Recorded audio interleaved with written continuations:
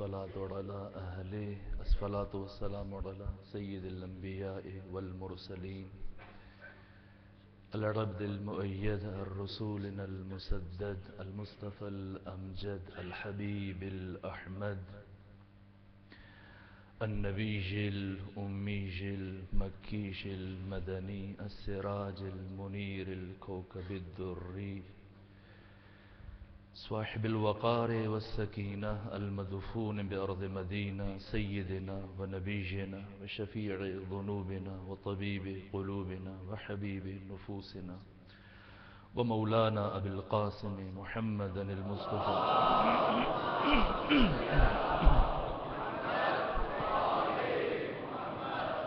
وأهل بيته الأطيبين الأطهرين الأنجبين المعصومين المظلومين ورحمة الله على أحبابهم وأصحابهم وشيعتهم ومحبيهم ومواليهم أجمعين ولعنة الله على أعدائهم ومنكري فضائلهم وغاصبي حقوقهم من جوم عداوتهم إلى الآن ومن الآن إلى قيام يوم الدين وبعد يوم الدين أما بعد فقد قال سبحانه في القرآن بسم الله الرحمن الرحيم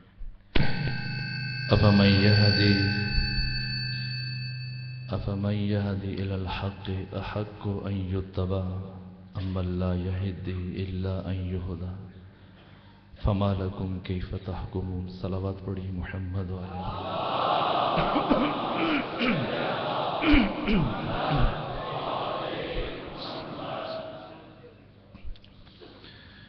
ان نشستوں کے لیے ان ایام کے لیے جس موضوع کا انتخاب کیا گیا یہ وہی موضوع ہے جو سال گزشتہ آپ کی خدمت میں بیان کیا گیا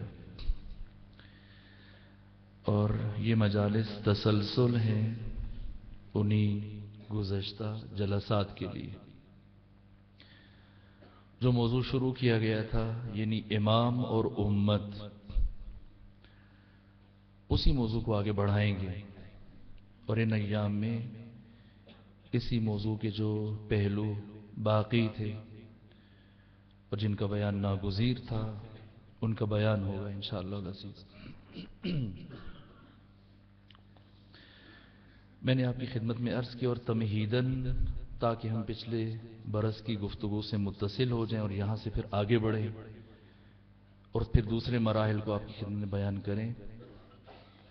میں نے آپ کی خدمت میں عرض کیا تھا کہ امامت اس کائنات کا ہر عصر کا اور اس عصر کا اہم ترین مسئلہ ہے۔ قیادت کا مسئلہ، رہبری کا مسئلہ، سیادت کا مسئلہ، امامت کا مسئلہ ہر عصر کے انسان کا بنیادی ترین مسئلہ ہے۔ دنیا کا ہر انسان اسی فکر میں ہے، ہر انسان کا سب سے بڑا مسئلہ بنیادی طور پر قیادت کا مسئلہ ہے۔ اسلام کا، اہل اسلام کا، تمام انسانوں کا بنیادی ترین مسئلہ ہے قیادت، رہبری اور امامت۔ اور پیغمبر گرامی اسلام کے کلام کے تناظر میں معرفت امام حد فاصل ہے عارفانہ موت میں اور جاہلانہ موت میں۔ اس بنیاد پر معرفت امام اور معرفت امامت از حد ضروری ہے۔ یہ امامت کیا ہے، یہ اتصال کے لیے بہرحال یہ گزارشات ناگزیر ہیں تاکہ پچھلی گفتگوؤں سے ہمارا ربط برقرار ہو جائے اور پھر ہم آگے بڑھ سکیں۔ یہ امامت کیا ہے، اس کی ماہیت کیا ہے، اس کی حقیقت کیا ہے، اس کا مفہوم کیا ہے، امامت سے کیا مراد ہے؟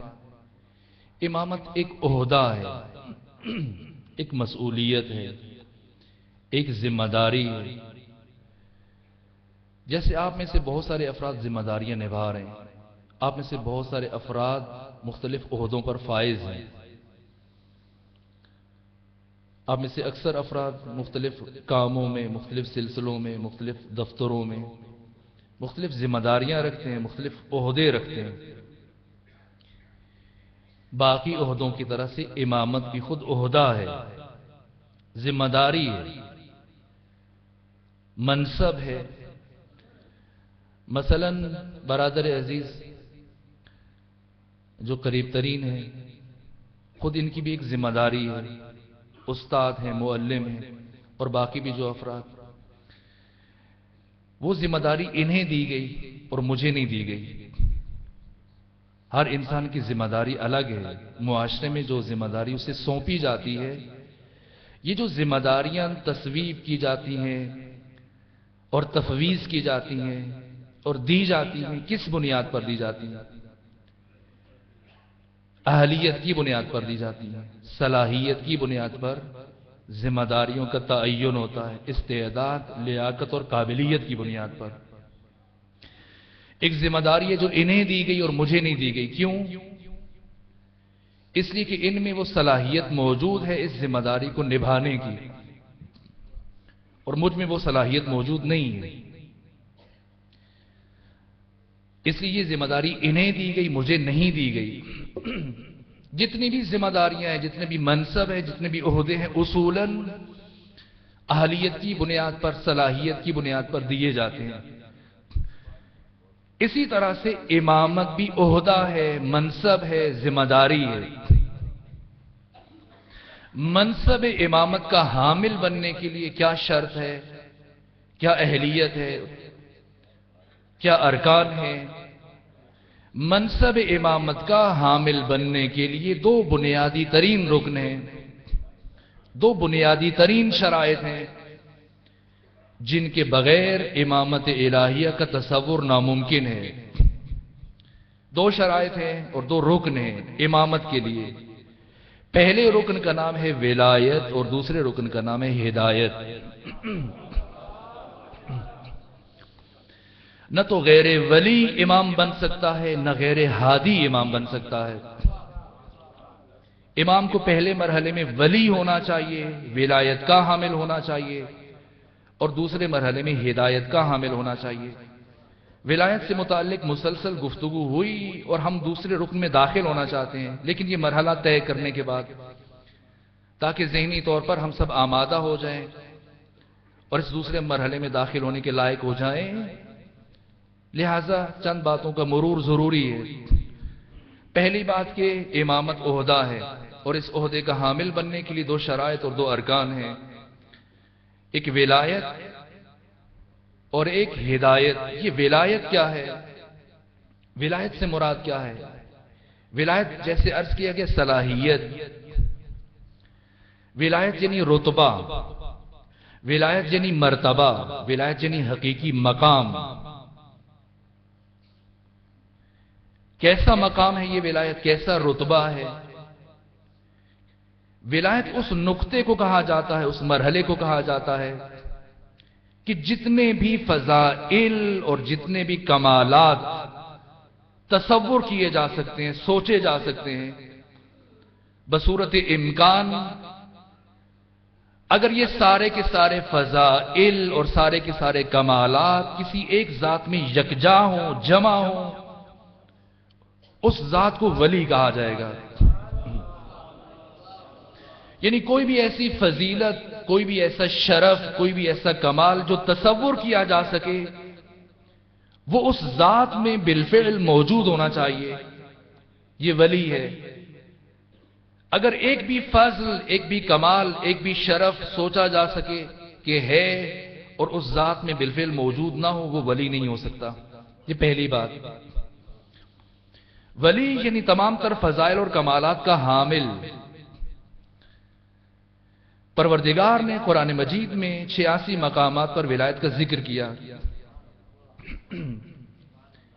لیکن جامع ترین انداز میں سورہ مبارکہ مائدہ میں، کہ جو خود سورہ ولایت بھی ہے، اس میں ولایت کا سب سے زیادہ ذکر ہے۔ غدیر کا بھی اس میں ذکر ہے، غدیر سے پہلے کی آیات کا بھی اس میں تذکرہ ہے، غدیر کے بعد کی آیات کا بھی اس میں تذکرہ ہے، اور خود وہ آیت جس کو برابر آپ کی خدمت میں پڑھا جاتا رہا، انما ولیکم اللہ۔ اس سے پہلے کہ پروردگار گفتگو کا آغاز کرے، کلمہ حصر جاری کر دیا، انما یعنی صرف اور صرف بس اور بس فقط اور فقط تمہارا ولی اللہ ہے.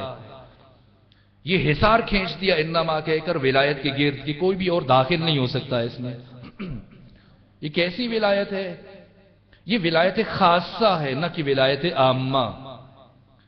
یہ ولایت مطلقہ ہے اور ولایت علی الاطلاق ہے، تکوینی اعتبار سے اور تشریعی اعتبار سے. یہ کامل ترین ولایت ہے جس کو اس آیت میں بیان کیا جا رہا ہے. اور سب سے پہلے پروردگار خود اپنی ولایت کا اعلان کر رہا ہے. اب میں دیکھتا ہوں کہ میری گزارشات آپ کے اذہان عالیہ میں کس درجہ تک محفوظ نہیں، تاکہ ہم آگے بڑھ سکیں. اب میرا ساتھ دیجئے اور میری رہنمائی کیجئے. اللہ نے سب سے پہلے اپنی ولایت کا اعلان کیا کہ میں ولی ہوں، لیکن ہم کیوں مانیں اللہ کی ولایت کو؟ خدا کہتا ہے تو کہتا رہے. ہم پر کیوں لازم ہے، کیوں واجب ہے ہم پر کہ ہم حق تعالی کی ولایت کا اقرار کریں، تسلیم ہو جائیں. امام چہارم نے بیان فرمایا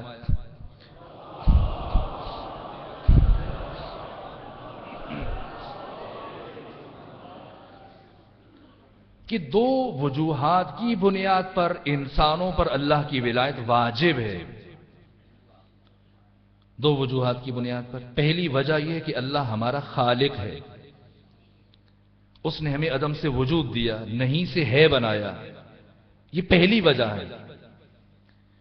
اگر پروردگار ہمیں خلق کرتا، پیدا کرتا اور پیدا کرنے کے بعد ہمیں ہمارے حال پر چھوڑ دیتا، بتائیے کیا اللہ کی ولایت ہم پر واجب تھی؟ پھر واجب نہیں تھی. اللہ کی ولایت اس لیے واجب ہے کہ پہلے مرحلے میں پروردگار نے ہمیں خلق کیا، پیدا کیا، اور پیدا کرنے کے بعد ہمیں ہمارے حال پر نہیں چھوڑا، بلکہ ہماری تربیت فرمائی، ہماری پرورش فرمائی. یعنی ہمارا رب ہے. اگر اللہ تنہا خالق ہوتا تو ہمارا ولی نہ ہوتا. اگر پروردگار تنہا ہمارا رب ہوتا پھر بھی ہمارا ولی نہ ہوتا. خلق کوئی اور کرتا اور پروردگار ہماری ربوبیت کا فریضہ سر انجام دیتا. کیونکہ یہ دو صفات ایک جگہ پر جمع ہیں، یعنی خالقیت اور ربوبیت. تو ان دو صفات کی وجہ سے اللہ الہ ہے، یعنی معبود ہے. اور چونکہ معبود ہے اب اس کی ولایت ہمارے اوپر واجب ہے. بس سب سے پہلے مرحلے میں پروردگار کی ولایت واجب ہے. عقلاً اب بات پہنچ رہی ہے. لیکن پروردگار نے اکتفا نہیں کیا اور آیت کو آگے بڑھایا. ایسا نہیں ہے کہ آیت کا ایک خاص حجم ہوتا ہے اور ایک خاص مقدار ہوتی ہے، اور اب الفاظ زیادہ اس ضرورت کو پورا کرنے کے لیے اتنی مقدار میں الفاظ ہوں لہذا آیت ہو. جیسے قرآن مجید میں رکوعوں کی تقسیم کی گئی ہے. قرآن مجید کو جو پاروں میں تقسیم کیا گیا یہ کس اعتبار سے کیا؟ رسول نے کیا؟ ائمہ نے کیا؟ نہ، قاریوں نے کیا ہے. ابھی بعد میں خلفاء کے بعد ہوا. قرآن مجید کو جو پاروں میں تقسیم کیا گیا، کیوں پاروں میں تقسیم کیا گیا؟ قرآن مجید کی جو سورتوں کی تقسیم ہے یہ اللہ کی طرف سے ہے، رسول کی طرف سے ہے. لیکن قرآن مجید کو جو پاروں میں تقسیم کیا گیا، 30 پاروں میں، یہ کس نے تقسیم کیا؟ قاریوں نے. کیوں تقسیم کیا؟ آپ کی آسانی کے لیے، تاکہ مہینے کے 30 دن ہوتے ہیں تو ہر دن آپ ایک حصہ پڑھ کر 30 دنوں میں قرآن مکمل کر دیں. صرف اس لیے، اور کوئی وجہ نہیں ہے. یہ جو قرآن مجید کو برابر 30 حصوں میں تقسیم کیا گیا، کس اعتبار سے؟ مفاہیم کے اعتبار سے یا الفاظ کے اعتبار سے؟ جی، الفاظ کے اعتبار سے تقسیم کیا گیا. تو کیا آیات میں بھی ایسا ہے کہ آیت کے لیے خاص الفاظ کی تعداد ہو تب وہ آیت کا نصاب مکمل ہوتا ہے؟ نہیں، ایسا نہیں ہے. قرآن مجید میں اس سے بھی بڑی چھوٹی آیتیں موجود ہیں. سورہ مبارکہ رحمان میں کیا ہے؟ مدہامتان، آیت ختم. اللہ الصمد، 2 لفظ ہیں، آیت ختم ہو گئی. لیکن یہاں انما ولیکم اللہ، آیت ختم ہو جانی چاہیے تھی. پروردگار نے اپنی ولایت کا اعلان کر دیا، بات ختم. لیکن آیت آگے بڑھی. اور کسی اور کی ولایت کا بھی اعلان کیا گیا، کیا اللہ کی ولایت کافی نہیں ہے یا ناکافی؟ اسلام آباد کے ماہرین اور مفکرین کیا فرماتے ہیں؟ کافی ہے یا ناکافی؟ کافی نہیں ہے تو کیا پھر اللہ کی ولایت میں کوئی نقص ہے، کمی ہے، کجی ہے؟ نہ، ولایت کامل ہے لیکن کافی نہیں ہے۔ کیوں کافی نہیں ہے؟ کس لیے کافی نہیں ہے؟ یہ ولایت کس کے لیے ہے؟ جی ہمارے لیے ہے، ہم پر ولایت واجب ہے۔ ہم کون ہیں جن پر اللہ نے ولایت کو واجب قرار دیا؟ انسان ہیں۔ تو ہمیں اللہ نے کس لیے پیدا کیا؟ خود خدا سے پوچھتے ہیں کہ بتائیے ہمیں کس لیے پیدا کیا؟ تو کنتو کنزم مخفیہ، میں ایک چھپا ہوا خزانہ تھا۔ احببت لکی اعرف، چاہا کہ پہچانا جاؤں۔ فخلقت الخلق، تو میں نے مخلوق کو پیدا کیا۔ تو فلسفہ تخلیق انسان کیا ہے؟ معرفت خدا، تاکہ ہم عارف بن جائیں، خدا معروف بن جائے۔ اس لیے پیدا کیا پروردگار نے۔ تو یہ معرفت کیسے حاصل ہوگی؟ ابھی مثلا یہ جوان میرے لیے اجنبی ہے، جو میری گفتگو سے خاصے تھک چکے ہیں، تو یہ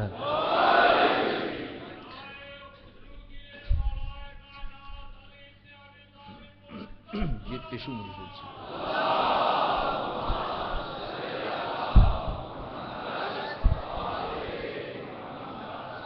مثلا میں اس نوجوان سے اس کی معرفت حاصل کرنا چاہتا ہوں، جانکاری چاہتا ہوں، پہچان چاہتا ہوں۔ اگر مجھے اس جوان کی معرفت مطلوب ہے تو کیسے ہوگی؟ کیا ایسے ممکن ہے کہ کبھی میں اس کی طرف نہ جاؤں، نہ یہ میری طرف آئیں اور معرفت حاصل ہو جائے؟ نہ، معرفت کے لیے رابطہ برقرار ہونا ضروری ہے۔ جب تک رابطہ برقرار نہ ہو معرفت حاصل نہیں ہو سکتی، اس لیے رابطہ ضروری ہے۔ تو پروردگار نے ہمیں کس لیے پیدا کیا؟ معرفت کے حصول کے لیے، تاکہ ہم عارف بن جائیں اور ہم سب کو اللہ کی معرفت حاصل ہو جائے۔ تو معرفت کے لیے رابطہ ضروری ہے۔ تو یہ رابطہ کیسے ممکن ہے؟ اس لیے کہ ہم سارے کے سارے انسان مجبور ہوں ان مراحل سے گزارنا آج کی حد تک، تاکہ متصل ہو جائیں، اور آج ہی ہم اپنی گفتگو سے متصل ہو جائیں گے۔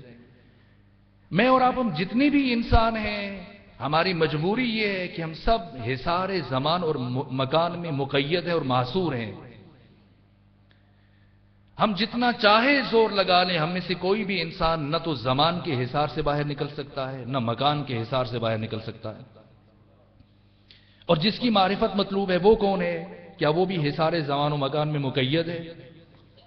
نہ، وہ زمان اور مکان سے بالاتر حقیقت ہے، وہ لا زمان ہے اور لا مکان ہے، وہ زمان و مکان سے ماورا ہے۔ ہم زمان و مکان کی قید میں نہیں نکل سکتے، صرف ایک صورت میں نکل سکتے ہیں، جیسا قتیل شفائی نے کہا کہ فصیل شہر پہ تازہ لہو کے چھینٹے ہیں، حدود وقت سے آگے نکل گیا کوئی، وقت کی حدوں سے کب نکل سکتا ہے؟ جب جسم اور روح میں جدائی آ جائے۔ جب تک ہم زندہ ہیں ہم زمانے کی قید سے باہر نہیں جا سکتے، اور مکان کی قید سے بھی ہم باہر نہیں نکل سکتے۔ تو ہم زمان و مکان میں محصور ہیں، اور جس کی معرفت مطلوب ہے وہ لا زمان اور لا مکان ہے۔ تو کیسے معرفت حاصل ہو؟ معرفت کے لیے رابطہ شرط ہے۔ تو رابط کون ہے؟ یہاں پر خود عقل کہتی ہے کہ ایسی ذات ہونی چاہیے کہ جو بظاہر زمینی ہو اور مکانی ہو، لیکن زمین اور زمان اور مکان کی حدوں کو توڑنے کی صلاحیت رکھتی ہو۔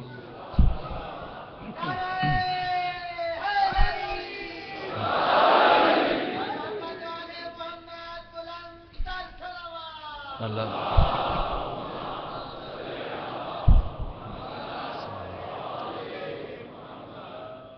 اس حصار زمان و مکان سے نکل کر اس لازمان اور لامکان سے متصل ہو جائے، اور ہمارے اور خدا کے درمیان رابطہ بن جائے، مجرے فیض بن جائے، واسطہ فیض بن جائے، وسیلہ فیض بن جائے، اللہ کی جتنی بھی نعمتیں ہیں، رحمتیں اور برکتیں ہیں، اس کے وسیلے سے ہم تک پہنچے، ہماری تمام دعائیں اور ہماری تمام عبادات اس کے وسیلے سے خدا کی بارگاہ تک پہنچے۔ اس لیے رسول کی ولایت واجب ہے، لیکن رسول کے بعد پھر کچھ اور ولایتوں کا بھی اعلان کیا گیا۔ پس رسول کی ولایت کو کیوں واجب قرار دیا گیا، یہ بات کسی حد تک پہنچ گئی، لیکن رسول کا ہی انتخاب کیوں کیا گیا پوری انسانیت میں سے؟ اور کوئی بھی اور اس معنی میں ولی نہیں بن سکتا سوائے رسول اللہ کے۔ ابھی بات آگے بڑھے گی۔ تنہا رسول اللہ ولی خدا بن سکتے ہیں۔ میں نے عرض کیا کہ اس آیت میں ولایت مطلقہ ہے، ولایت علی الاطلاق، تکوینی اعتبار سے اور تشریعی اعتبار سے، یعنی جس معنی میں اللہ ولی ہے اسی معنی میں رسول ولی ہے۔ ذرہ برابر فرق نہیں ہے اس ولایت میں۔ تو پوری بشریت میں سے تنہا رسول کا انتخاب کیوں کیا گیا؟ رسول سے مراد پیغمبر گرامی اسلام صلی اللہ علیہ وآلہ وسلم۔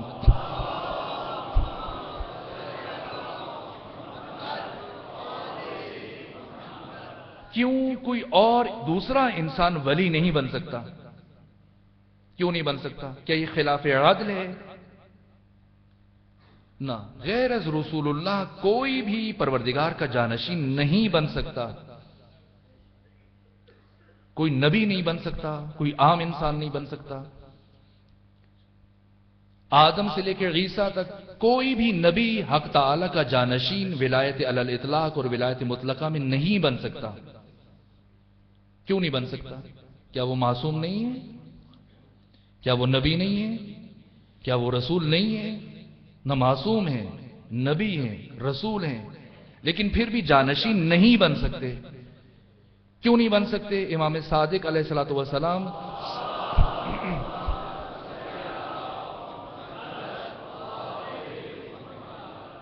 ان کے صحابی نے استفسار کیا، ابو بصیر نے، امام غیبت کی مسائل کو بیان کر رہے تھے۔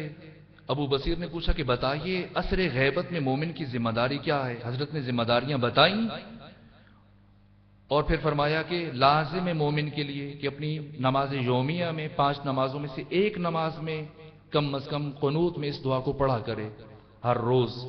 کون سی دعا؟ اللہم عرفنی نفسک فإنک ان لم تعرفنی نفسک لم اعرف نبیک، اللہم عرفنی رسولک فإنک ان لم تعرفنی رسولک لم اعرف حجتک۔ یہ دعا کیا ہے؟ یہ دعا اسی حقیقت کو بیان کر رہی ہے۔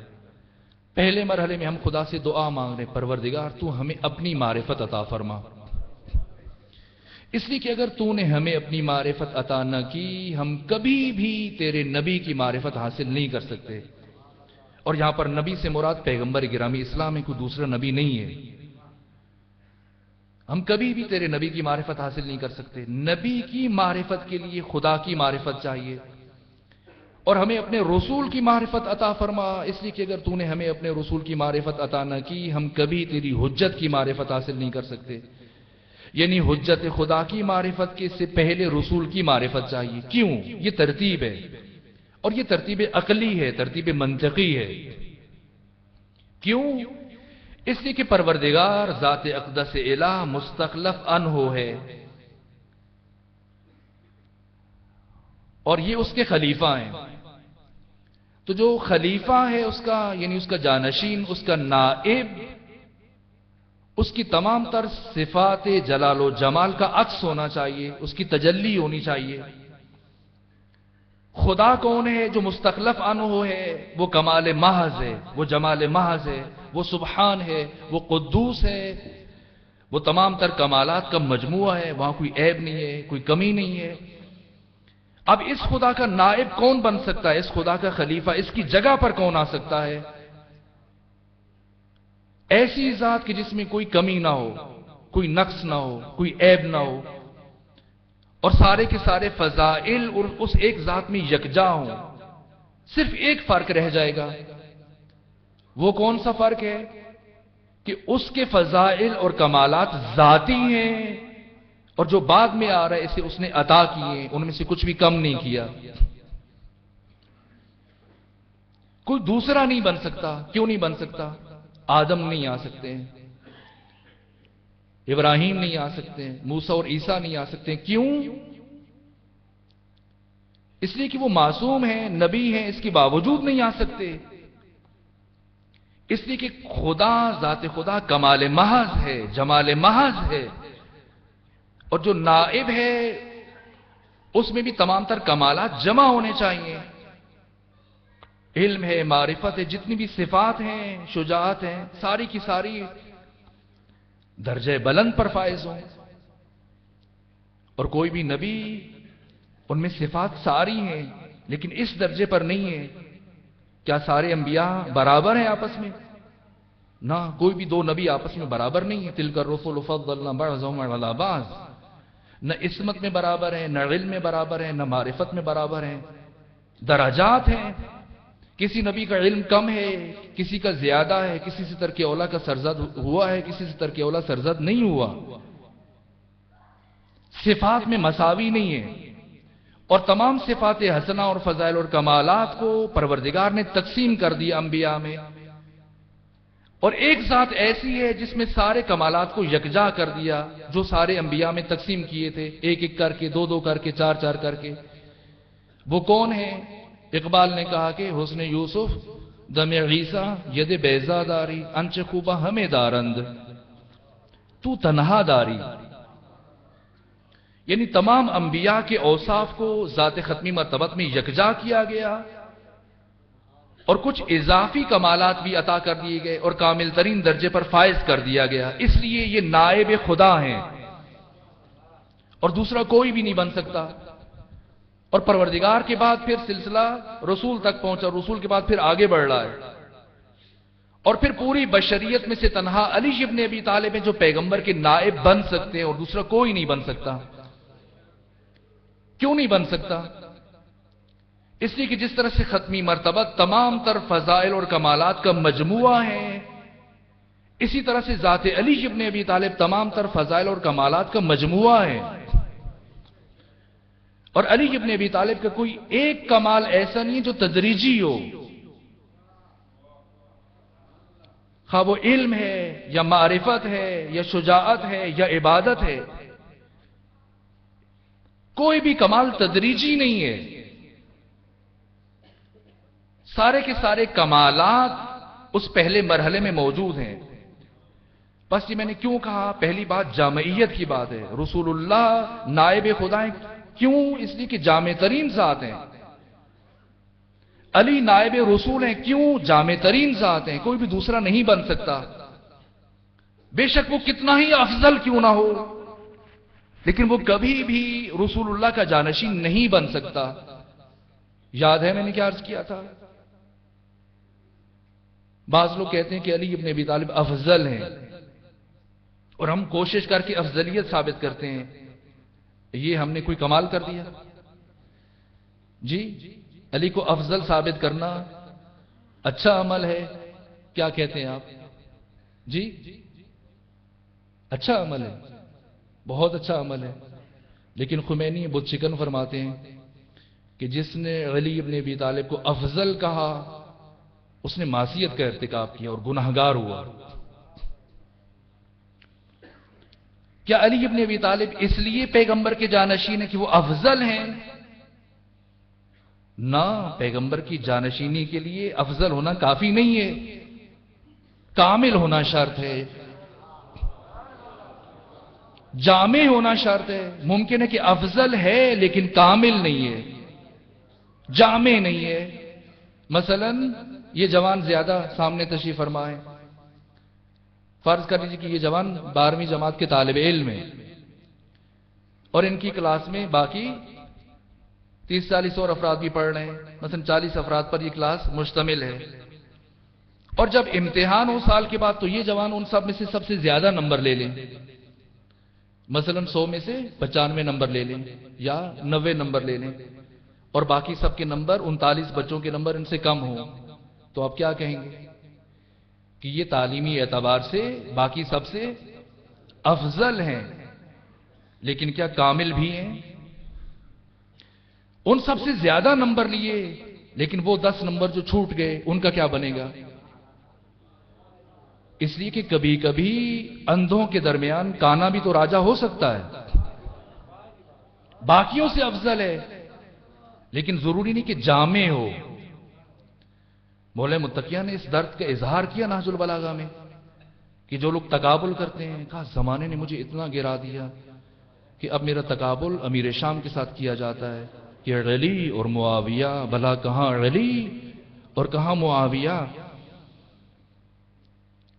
اور ہم بھی وہی کام کرنا شروع کر دیتے ہیں، نسبت سنجی کریں گے اور بعد میں کہیں گے کہ علی افضل ہے، اور افضل ثابت کر کے ہم سمجھتے ہیں کہ ہم نے کوئی بڑا کام کیا۔ نہ، علی کامل ترین ذات ہیں، جامع ترین ذات ہیں، اس لیے نائب ہیں رسول اللہ کے، جانشین ہیں آپ کے، اور ولی خدا ہیں۔ یہ سلسلہ فکر ہے، اس کو متصل کرنا ہے دوسرے رکن کے ساتھ، اور تھوڑی سی آپ کو میں مزید زحمت دوں گا اور اپنی گفتگو سمیٹنا چاہ رہا ہوں۔ ایک صلوات پڑھ جی خاندان سیدہ پر۔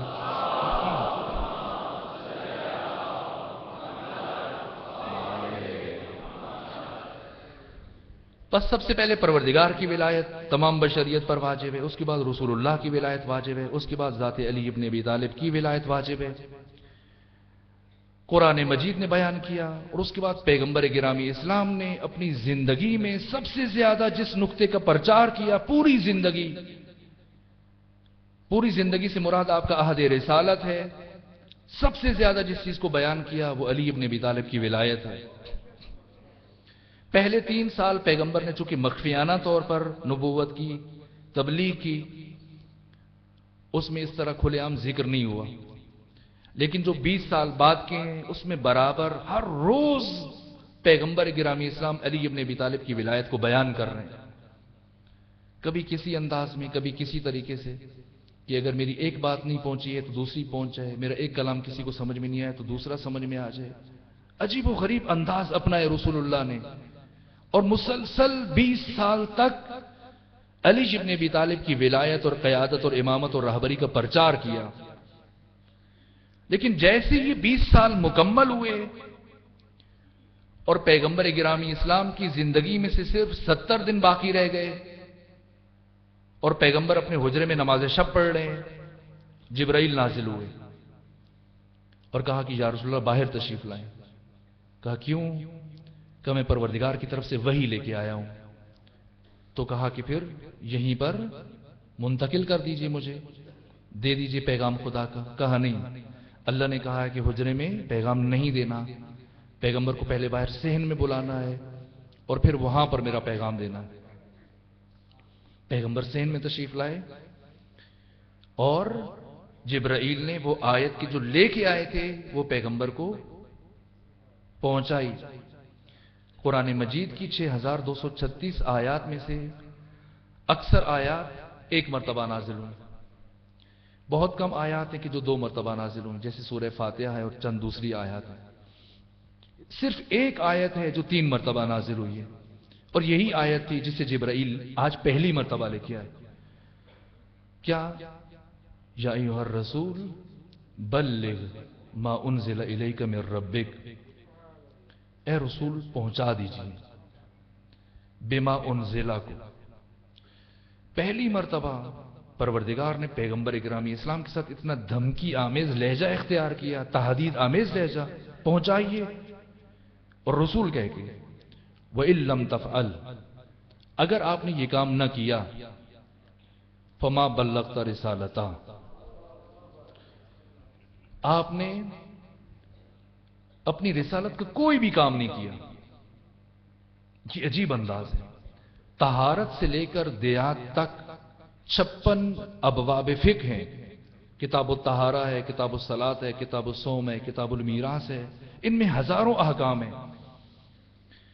ان تمام ہزاروں لاکھوں احکام میں سے کوئی ایک حکم شرعی ایسا نہیں ہے جس کی تبلیغ کو دوسرے حکم کی تبلیغ پر موقوف کیا گیا ہو، لیکن یہ ایک ایسا عمل ہے، ایک ایسا پیغام ہے کہ جس کی تبلیغ کو اگر نہ کی جائے تو پھر یہ کہا جا رہا ہے کہ آپ نے دین کی کسی امر کی کوئی تبلیغ نہیں کی۔ یعنی 20 سالوں میں جتنے اپنے پتھر کھائے، جتنی توہین برداشت کی گئی، جتنی اپنے جنگیں لڑی، آپ پر حالت نماز میں غلاظتیں اور اوجریاں پھینکی گئیں، سب کچھ ہوا، سب بیکار ہے اگر یہ کام نہ کیا تو۔ یعنی 20 سال تک سارے دین کا پہنچانا نہ پہنچانے کے برابر ہو جائے گا رسول کے لیے، اگر یہ بات نہ پہنچائیں۔ اگر رسول کے لیے سارا دین پہنچا کر اس ایک بات کو نہ پہنچایا جائے تو وہ سارا پہنچانا نہ پہنچانے کے برابر ہو جائے گا۔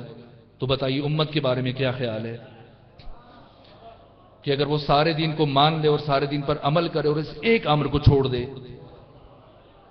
اگر رسول نہیں رہتا ہے اس ایک امر کی تبلیغ کو چھوڑ کر، تو امتی اس کو چھوڑ کر ممکن نہیں ہے۔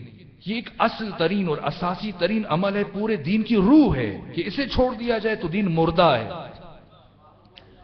لیکن یہ کیا ہے؟ یہیں تک آپ کو لے کے آنا تھا۔ یہ ایسی کیا خاص چیز ہے؟ بما انزلہ، جو آپ پر نازل کیا گیا، اسے پہنچائیے۔ پیغمبر فرماتے تھے کہ شیبتنی سورۃ الہود، اس سورہ ہود نے مجھے بوڑھا کر دیا ہے۔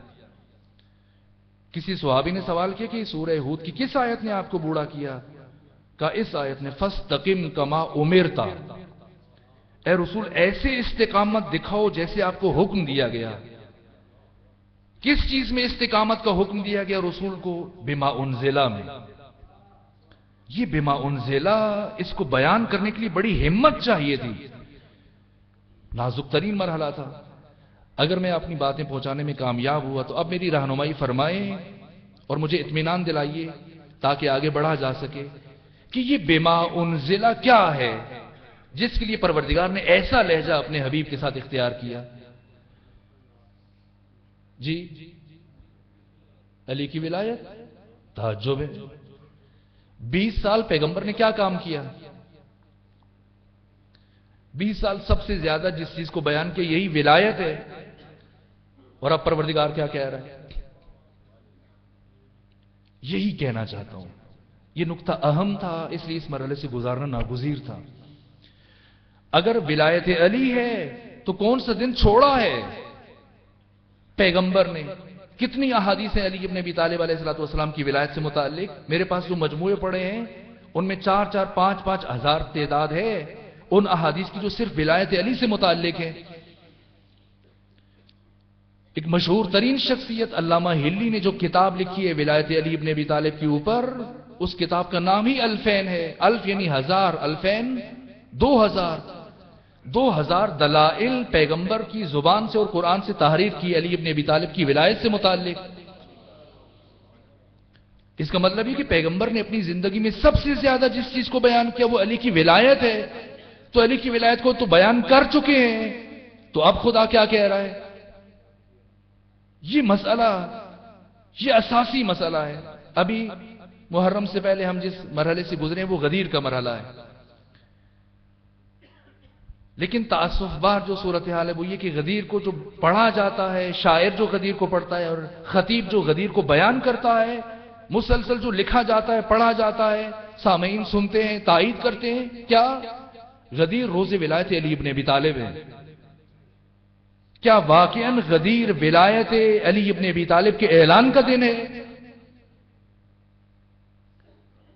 دشمنوں نے غدیر کے خلاف جو کچھ کیا انہیں کرنا چاہیے تھا، ان سے اسی چیز کی توقع تھی، لیکن ہم نے غدیر کو کیوں فراموش کر دیا؟ کسی نے امام رضا سے پوچھا کہ یہ جیسے ہی محرم شروع ہوتا ہے آپ سیاہ لباس پہن لیتے ہیں، امامہ اتار دیتے ہیں، غمگین کیفیت میں حالت سوگ میں آ جاتے ہیں، آپ کی خوراک بدل جاتی ہے، آپ کا انداز بدل جاتا ہے، کیوں؟ کہا اس لیے تاکہ تم غدیر کی طرح کہیں محرم کو بھی نہ بھلا دو۔ یعنی درد ہے امام رضا کا کہ امت نے غدیر کو فراموش کیا۔ یہ غدیر کیا ہے؟ ہم سمجھتے ہیں کہ غدیر علی ابن ابی طالب کی ولایت کا اعلان ہے۔ علی ابن ابی طالب کی ولایت کا اعلان پیغمبر نے 20 سال برابر کیا ہے، غدیر اس سے بڑھ کر کچھ اور چیز ہے۔ عجیب انداز ہے، جیسی جبرائیل نازل ہوئے، اب پیغمبر برابر عشاء کی نماز کے بعد کسی صحابی کے گھر میں جا رہے ہیں اور وہاں سے فارغ ہو کر نکلتے ہیں تو پھر واپس گھر نہیں آتے، کسی دوسرے صحابی کے گھر میں چلے جاتے ہیں، وہاں سے تیسری، کبھی کبھی آدھی رات گزر جاتی تھی، کبھی کبھی سحر تک پیغمبر صحابہ کرام مہاجرین اور انصار کے گھروں میں جاتے تھے۔ فجر کی نماز تک برابر. اسی لیے کہتے تھے کہ سورہ ہود نے مجھے بوڑھا کر دیا. ذمہ داری تھی, ہر روز جا رہے ہیں. کچھ گھروں میں ایک رات کو گئے, کچھ گھروں میں دوسری رات کو, کچھ گھروں میں تیسری رات. مسلسل پیغام دیا کہ سنو, میری زندگی کے بہت کم دن بچ گئے ہیں, اس دفعہ میں حج کے لیے جا رہا ہوں اور تم سب نے میرے ساتھ جانا ہے, اور خدا کا یہ حکم ہے کہ جو اس بار میرے ساتھ نہیں جائے گا وہ ملعون ہے اور دشمن خدا ہے. اتنی تبلیغ کی رسول نے. مدینہ کو اتنا بڑا شہر نہیں تھا, لیکن اس تبلیغ کی وجہ سے 80,000 افراد مدینے سے نکلے ہیں پیغمبر کے ساتھ. یہ معمولی تعداد نہیں ہے. اس دور میں آپ سوچیں کہ پیغمبر نے کتنی کوشش کی کہ 80,000 افراد کو لے کے چلے ساتھ. اور پھر آپ دیکھیں پیغمبر جب نکلے کیسے گئے. ذرا پیغمبر کا راستہ دیکھیں, منزل متعشہ کو دیکھیں, منزل سیرف کو دیکھیں, منزل منصرف کو دیکھیں, منزل ابوا کو دیکھیں. پیغمبر کو 25 ذیقعت کو مدینے سے چلے اور 5 ذی الحج کو مکے پہنچے. 10 دن لگ گئے. واپس کتنے دن میں آئے؟ 5 دن میں. کیا فاصلہ کم ہو گیا؟ نہ. پہلے برابر مدینے میں ہر رات جا کر کوشش کرتے رہے, اور پھر راستوں میں جتنی آبادیاں تھیں ہر جگہ جا کر پیغمبر نے کوشش کی. جو کریا ملتا, جو لوگ ملتے, سب کو جمع کرتے بٹھاتے, وہی پیغام دیتے. 23,000 افراد پیغمبر نے راستوں سے اکٹھے کیے ہیں. اسی راستے میں پیغمبر کی والدہ کا مزار تھا مقام ابوا پر. جب بھی جاتے تھے, صبح جاتے تھے پیغمبر, شام کو واپس آتے تھے. پورا دن ماں کی قبر پر بیٹھتے تھے. پہلی مرتبہ جا کر صرف چند لمحوں کے لیے بیٹھے, پیغمبر نکلے, کریے میں چلے گئے, لوگوں کو اکٹھا کیا. 23,000 افراد. ادھر سے ایک قاصد کو دوڑایا. علی مدینے کے اندر موجود نہیں تھے, نجران کے افراد کے پاس گئے ہوئے تھے اور یمن کے افراد کے پاس. کہا علی اکیلے واپس نہیں آنا ہے, جتنے افراد کو اپنے ساتھ لے کے آ سکتے ہیں لے کے آئیں. اور مولا متقیان نے وہاں پر کوشش کی, 12,000 افراد کو وہاں سے لے کے آئے. یہ 80,000, وہ 23,000, یہ 12,000, اور یہ اس شان سے قافلہ مکے میں داخل ہوا 5 ذی الحج کو. اور پیغمبر نے 10 دن کا قصد کیا تاکہ عبادات کامل ہو, نماز قصر نہ ہو اور مراسم حج کی ادائیگی ہو. اور 15 ذی الحج کو پیغمبر گرامی اسلام نے اعلان کیا خانہ کعبہ کے اندر کھڑے ہو کر, حج کے مراسم سے فارغ ہو کر. میں آپ سے سوال کرتا ہوں, پیغمبر جب حج کے لیے جا رہے تھے, جاتے ہوئے کیوں نہیں اعلان کیا, واپسی پر کیوں اعلان کیا؟ جی, یہ اعلان جو پیغمبر نے واپس آ کے کیا, جاتے ہوئے کر لیتے, زیادہ لوگ تر و تازہ تھے, واپسی پہ تو تھکے ہوئے تھے بیچارے. کیوں؟ اس لیے کہ شاید کوئی سوچتا کہ آئے اکمال یعنی دین کی تکمیل کی جو بات ہو رہی ہے, شاید پہلے حج نہیں کیا تھا, اب حج کی جو تعلیمات ہوں گی اب دین کامل ہوگا.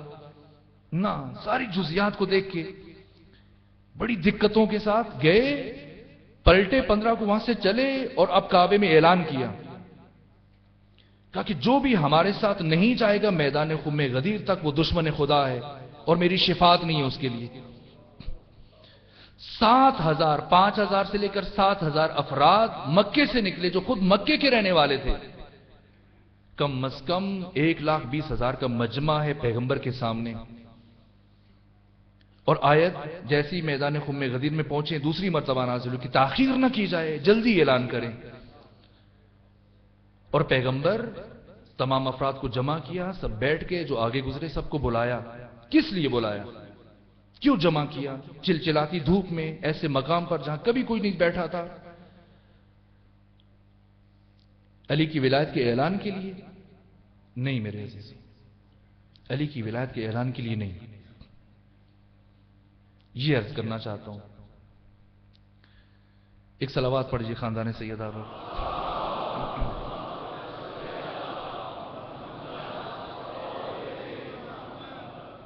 اس لیے کہ اگر علی کی ولایت غدیر میں کی جاتی تو کوئی نئی بات نہیں تھی, وہ تو پیغمبر نے 20 سال کی تھی.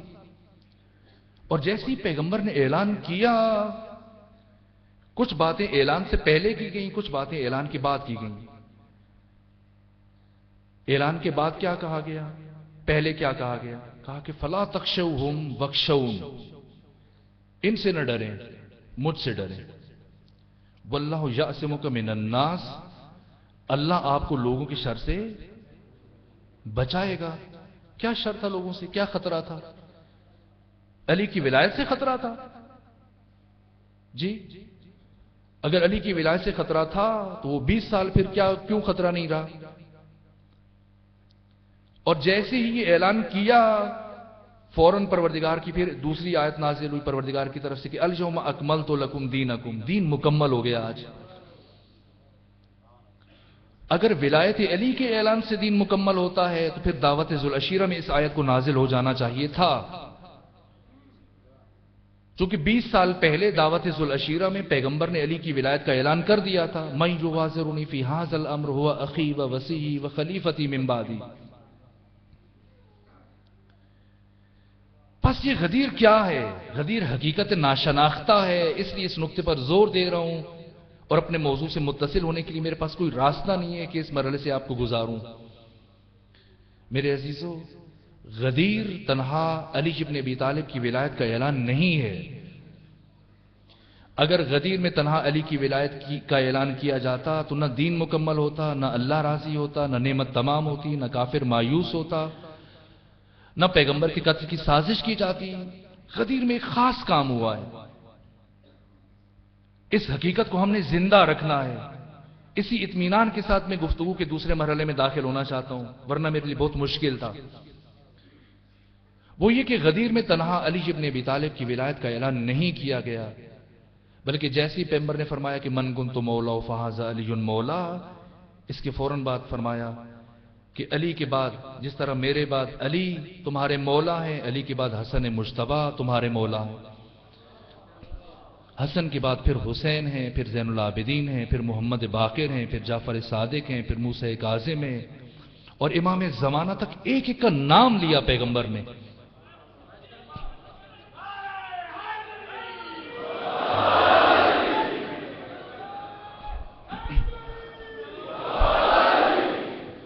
پیغمبر نے خطبہ غدیر میں سب سے زیادہ جس شخصیت کا ذکر کیا ہے وہ علی نہیں ہے، وہ حسن نہیں ہے، وہ حسین نہیں ہے، ان کا صرف نام لیا۔ سب سے زیادہ جس ہستی کا پیغمبر نے اس خطبے میں ذکر کیا وہ ان 12 میں سے آخری جانشین امام زمانہ ہے۔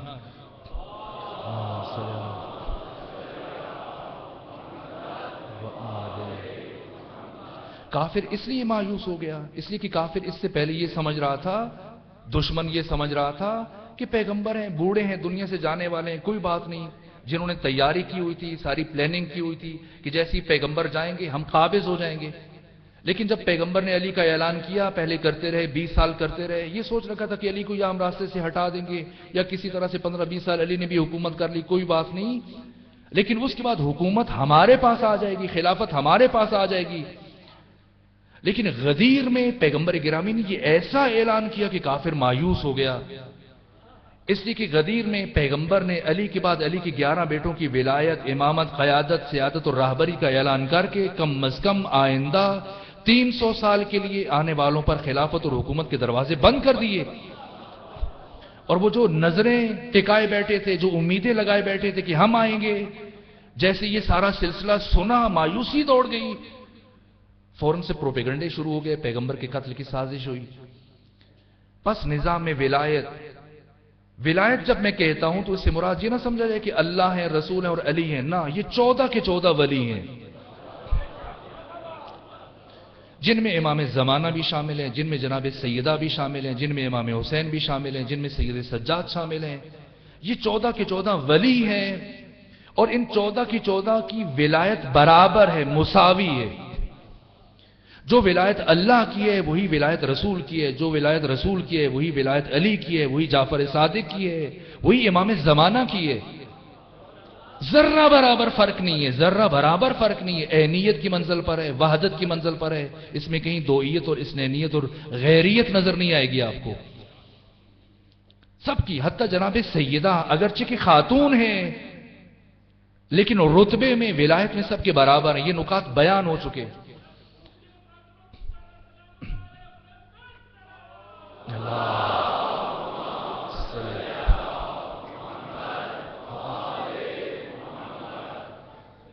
یہ 14 کی 14 یہ حق تعالی کے تمام تر صفات کے مظہر ہیں، یہ جامع ترین ذوات ہیں، ان کے ساتھ کسی کا تقابل ممکن نہیں ہے، اور نہ کوئی یہ کہے کہ میں ان جیسا اگر چاہے کہ میں بنوں، یہ غلط خیال ہے اس کا۔ کوئی نبی ان کی برابری نہیں کر سکتا، کوئی رسول ان کی برابری نہیں کر سکتا، کائنات کا کوئی بھی انسان ان 14 کی ہم پلہ نہیں ہو سکتا۔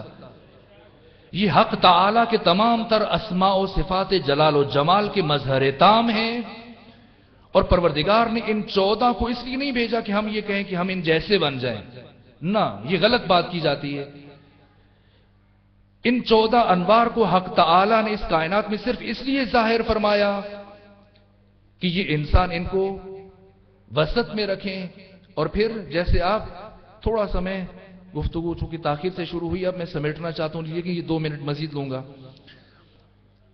مثلا یہ ممبر ہے آپ کے سامنے، اور آپ افراد کو ایک ایک کاغذ اور قلم دے دیا جائے اور کہا جائے کہ اس کی تصویر بنائیں، تیار کریں، ایک لیڈ پینسل اور ایک ربڑ دی جائے۔ اگر آبدی صاحب آپ سے یہ کہیں کہ یہ ممبر بنائیں سب بیٹھ کر، تو کیا آپ بنا سکتے ہیں؟ نہیں بنا سکتے۔ اور اگر آپ نہ بنائیں تو یہ آپ کو سزا دینی چاہیے، ان کو نہیں دینی چاہیے۔ یہ تکلیف ما لا یطاق ہے، آپ کے بس میں نہیں ہے، اور ان کو نہیں چاہیے کہ ایسی بات کا مطالبہ کریں جو آپ نہیں کر سکتے۔ لیکن اگر آپ کو یہ کہہ دیں کہ اس کی تصویر بنائیں، یہ تو آپ کر سکتے ہیں۔ ایک کاغذ دیں، ایک لیڈ پینسل اور ایک ربڑ دیں آپ کو، اور کہیں کہ اس کی تصویر بنائیے، کیا آپ کر سکتے ہیں یا نہیں کر سکتے؟ کر سکتے ہیں تو صلوات پڑھیے خاندان سیدہ پر۔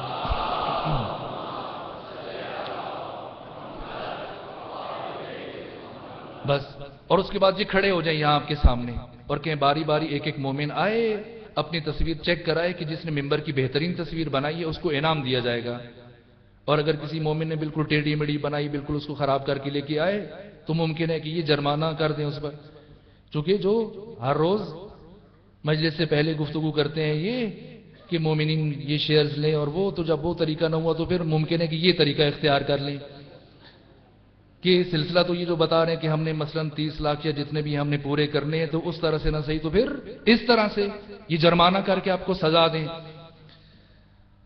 جس کی تصویر سب سے بہترین ہے اس کو انعام دیں، اور جس نے خراب تصویر بنائی اس کو سزا دیں۔ یہ جو انہوں نے آپ کے ہاتھوں میں کاغذ دیا ہے، لیڈ پینسل دی ہے، ربڑ دی ہے، آپ کو اختیار حاصل ہے، تصویر بنائیں، جہاں سے لائن ترچھی ہو یہ ربڑ اٹھائیں، اس کو صاف کریں، پھر لائن کو سیدھا کریں، جب تک یہ آپ سے وہ کاغذ نہیں لے لیتے آپ کو اختیار حاصل ہے، اور جب کاغذ لے لیا پھر بس اب آپ کو حق کے تصرف حاصل۔ یہی تصور حیات ہے، یہی تصور زندگی ہے، یہی تصور عدالت ہے، یہی تصور امامت ہے، یہی تصور قیامت ہے۔ پروردگار نے ان 14 کو ہمارے بیچ میں بھیجا اس لیے نہیں کہ ہم کہیں کہ ہم ان جیسے بن جائیں، نہ، یہ ہمارے بس میں نہیں ہے، ممکن نہیں ہے، تکلیف ما لا یطاق ہے۔ پروردگار نے ان سب کو ہمارے درمیان رکھا اور کہا کہ دیکھو تمہارا وظیفہ یہ ہے، تم نے کوشش یہ کرنی ہے کہ تمہارے کردار میں ان کے کردار کی جھلک نظر آ جائے، ان کی کردار کی خوشبو تمہارے کردار میں منتقل ہو جائے، بس اس سے زیادہ تمہارا وظیفہ نہیں ہے۔ تم نے عکس بنانا ہے، اپنا ظاہر ان کے ظاہر کے مطابق ڈھالنا ہے، اور جہاں سے تم سے غلطی ہو تو توبہ کی ربڑ اٹھا کے اسے سیدھا کر لو، اپنی غلطیوں کو درست کر لو۔ قیامت کے دن میں تمہاری شکل دیکھوں گا، اگر ان سے قریب تر لے کے آؤ گے تو میں جنت میں بھیج دوں گا۔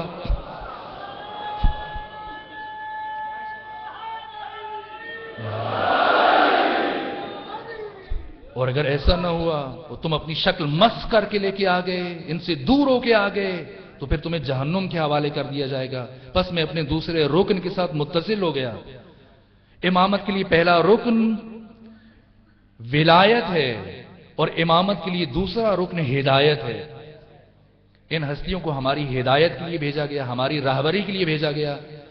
اس لیے سید الشہداء نے جب مدینہ چھوڑا، اپنے بھائی روک رہے ہیں لیکن نہیں رکے، کہا کہ نہیں، میں نہیں رک سکتا، شاء اللہ ان یرانی قتیلا، اللہ مجھے اپنے راستے میں شہید ہوتے ہوئے دیکھنا چاہتا ہے۔ کہا جائیں لیکن انہیں نہ لے جائیں، کہا نہیں، شاء اللہ ان یراہن سبایا، اللہ ان کو اسیر دیکھنا چاہتا ہے اپنے راستے میں۔ اور خط دیا جس میں اپنی وصیت تھی، اس وصیت کا یہ جملہ ہے کہ میں کیوں جا رہا ہوں، انی لم اخرج اشرم ولا بطرم ولا مفسدا ولا ظالما بل خرجت لطلب الاصلاح فی امت جدی رسول اللہ، امت کی اصلاح کے لیے جا رہا ہوں، اصلاح کے لیے، یعنی ہدایت کے لیے جا رہا ہوں۔ فرزند رسول ہدایت کے لیے جائیے، تنہا جائیے، انہیں کیوں لے کے جا رہے ہیں؟ ان مخدرات عصمت و طہارت کو، ثانی زہرا کو کیوں لے کے جا رہے ہیں؟ اس لیے کہ اگر حسین خود چلے جائیں، علی اکبر کو لے کے چلے جائیں، قاسم کو لے کے چلے جائیں، عباس کو لے کے چلے جائیں، سب کو لے کے چلے جائیں اور زینب کو چھوڑ کے چلے جائیں تو پھر مقصد حاصل نہیں ہوتا۔ میں نے عرض کیا تھا کہ دین کو بچایا کربلا نے اور کربلا کو بچایا زینب بنت علی نے۔ کربلا می مرد اگر زینب نہ بود، زینب نے بچایا ہے، ورنہ کربلا کبھی محفوظ نہ رہ سکتی۔ سیدہ زینب نے 1,24,000 انبیاء کی محنتوں کو بچا لیا، اپنے بھائی حسین کی محنتوں کو بچا لیا، تمام شہادتوں کے اثر کو بچا لیا۔ کیسے بچایا؟ ورنہ سیدہ زینب کو روز عاشور مر جانا چاہیے تھا، جتنے مصائب دیکھے۔ علی اکبر کی شہادت کافی تھی زینب بنت علی کے لیے، پھر کیوں زندہ رہی؟ اس لیے کہ جس مقصد کے لیے حسین اپنی بہن کو ساتھ لے کے آئے تھے، اس مقصد کی تکمیل ضروری تھی۔ اس لیے بی بی اپنی تمام تر قوتوں اور اپنی تمام تر توانائیوں کو جمع کیا اور 11 محرم الحرام کو تاریخ کے مشکل ترین سفر کے لیے روانہ ہوئی جناب سیدہ۔ مشکل ترین سفر ہے، 19 دن لگ گئے۔ جب بی بی روانہ ہوئی، بی بی کے ساتھ 68 خواتین تھیں، 48 بچے تھے۔ جا کر مقتل کی کتابوں کو دیکھیے کہ جب بی بی شام پہنچی ہیں تو کتنے بچ گئے۔ اکثر خواتین کی قبریں راستے میں بن گئیں، اکثر بچوں کی قبریں راستے میں بن گئیں۔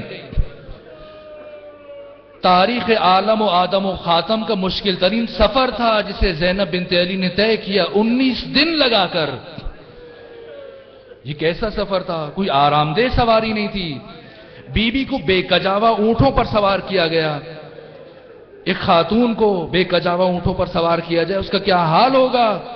ابو ذر مرد صحرا تھے، مضبوط جسم کے حامل تھے، لیکن جب ان کو ربضہ منتقل کیا گیا، جلا وطن کیا گیا، ابو ذر جب ربضہ پہنچے ان کو بے کجاوا اونٹ کے اوپر بٹھا کے بھیجا گیا۔ جب اترے تو ان کی رانوں کا گوشت گل چکا تھا۔ یہ بیبیاں 19 دن کا طولانی ترین سفر کر کے جب شام پہنچی ہیں، اور عالم عجیب یہ ہے کہ شہیدوں کے سر سامنے ہیں، کیا کیفیت ہوگی، کیا انداز ہوگا؟ اور جب شام میں پہنچی تو مغرب کی آذانیں ہو رہی تھیں۔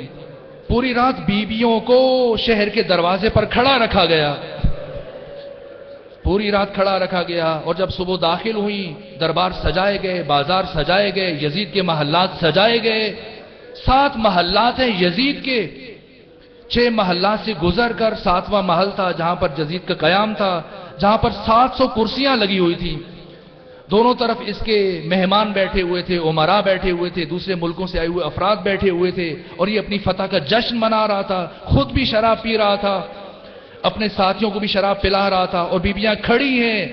3 گھنٹے گزر گئے، یہ لوگ شراب پیتے رہے، بیبیاں کھڑی رہی یزید کے دربار میں۔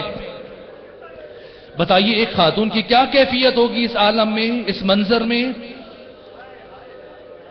ایسے عالم میں جب یزید شراب پی رہے اور شراب کے نشے میں مست ہو چکا ہے، اقتدار کے نشے میں مست ہے، خواہشات کے نشے میں مست ہے، حکومت کے نشے میں مست ہے، بیبیاں رسن بستہ کھڑی ہیں، ہر طرف سے خلیفۃ المسلمین امیر المومنین کی آوازیں آ رہی ہیں، ہر طرف سے سر جھکے ہوئے ہیں۔ ایسے عالم میں یزید نے کمال تکبر سے ایک مرتبہ سر اٹھایا اور اپنی فخر و مباحات کا اظہار کرتے ہوئے کہا کہ میں نے سنا ہے کہ ان اسیروں میں علی ابن ابی طالب کی بڑی بیٹی زینب بنت علی آئی ہے۔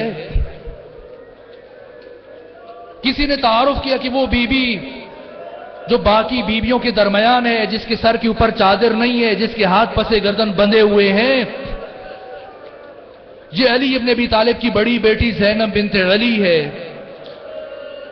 یزید نے اس موقع پر فخر و مباحات کیا، اپنا فخر اور مفاخرہ کیا، بنو امیہ کے کمالات کو بیان کیا، ایسا انداز اختیار کیا اور کہا کہ دیکھو ہمیں فتح مل گئی، ہم کامیاب ہو گئے، تم نے شکست کھائی۔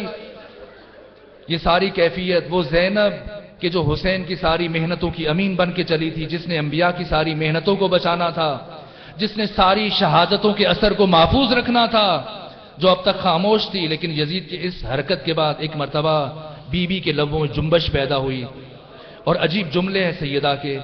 کہا کہ یزید تو جو لوگوں کے سامنے اتنا محترم بنا ہوا ہے کہ تجھے ہر طرف سے خلیفۃ المسلمین اور امیر المومنین کی آوازیں آ رہی ہیں، اے یزید تو جو اقتدار اور شراب اور حکومت کے نشے میں مست ہے اور تمہارے سامنے یہ سر جھکے ہوئے ہیں، تو یہ سمجھ رہا تھا کہ ہم تمہارے سامنے سجدہ ریز ہو جائیں گے. لیکن سن یزید، تو علی ابن ابی طالب کی بیٹی کی نگاہ میں اتنا پست ہے، اتنا حقیر ہے، اتنا کمتر ہے کہ علی کی بیٹی تجھے لائق تذکرہ نہیں سمجھتی، علی کی بیٹی تجھے لائق خطاب نہیں سمجھتی. بی بی کا یہ جملہ معمولی نہیں تھا، جس نے بھی سنا ششدر رہ گیا، پورے ماحول پر سکتہ طاری ہو گیا. یہ کیا کہہ دیا، کسے کہہ دیا؟ پوری اسلامی دنیا کے حکمران کو کوئی ایسے بھی کہہ سکتا ہے؟ یہ وہ اتنا بڑا جملہ تھا جس سے یزید کا سارا نشہ اتر گیا، شراب کا نشہ اتر گیا، اقتدار کا نشہ اتر گیا. یزید جیسا شاطر، یزید جیسا چالاک، یزید جیسا ہوشیار شخص ایک مرتبہ سر کو جھکایا اور سوچ میں ڈوب گیا، اور یزید کے پاس کوئی لفظ نہیں بچا کیا کہے. اور بہت سوچنے کے بعد جب اس نے سر اٹھایا تو یزید کے پاس اس کے علاوہ اور کوئی جواب نہیں تھا. ایک مرتبہ بی بی کی طرف رخ کیا، کہا کہ خدا لعنت کرے ابن زیاد پر جس نے حسین کو قتل کیا. میں تو ایسا نہیں چاہ رہا تھا، یہ زینب نے کیا کر دیا کہ قاتل فرار کر رہا ہے.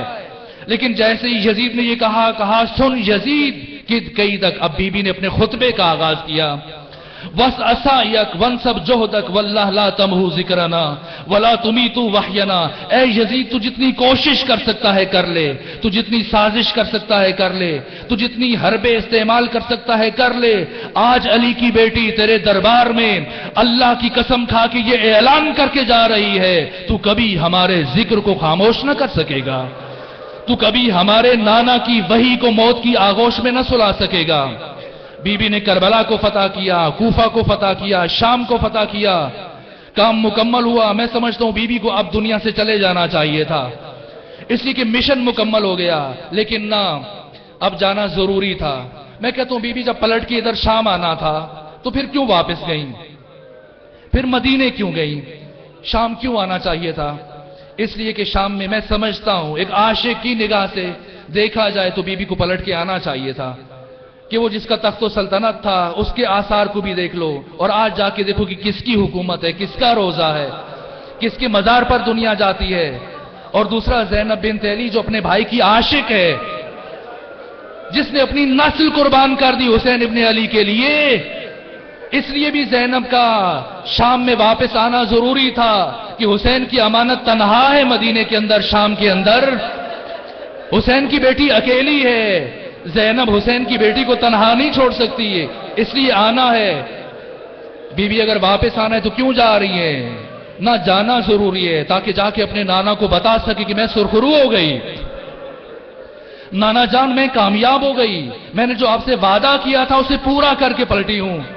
لیکن کیا انداز ہے، جیسی مدینہ میں پہنچی بی بی گھر نہیں گئی، مسجد نبوی کی طرف بڑھی. سب سے پہلے اپنے نانا سے ملنے کے لیے گئی ہیں، اور جیسی حرم نبوی کے اندر قدم رکھا فرمایا لوگوں باہر نکل جاؤ، آج مجھے اپنے نانا سے تنہائی میں کچھ باتیں کرنی ہے.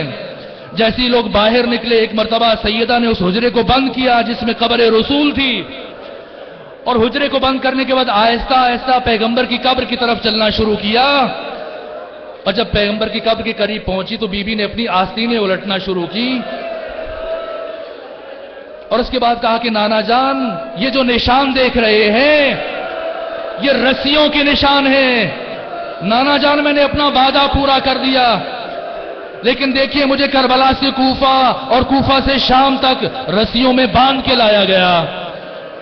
نانا جان اگر میرے لیے ممکن ہوتا اور میں دکھا سکتی تو میں آپ کو اپنی پشت دکھاتی،